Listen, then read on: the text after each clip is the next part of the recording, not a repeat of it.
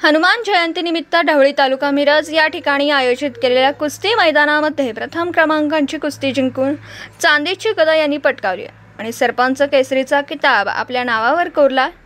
या मिळालेल्या यशाबद्दल उद्योजक शैलेश भाऊ पवार यांनी विशेष अभिनंदन व कौतुक केले।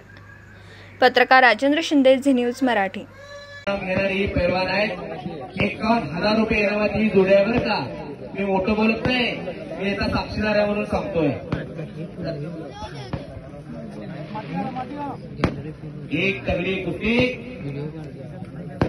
विशाल कुस्ती,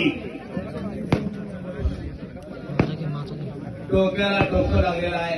हॅलो मायकल, हा बोला हे पहा साहेबची सय्यद वस्ता आता शेवटची कुस्ती लागलेली आहे, कुस्ती गावामध्ये आलेली आहे।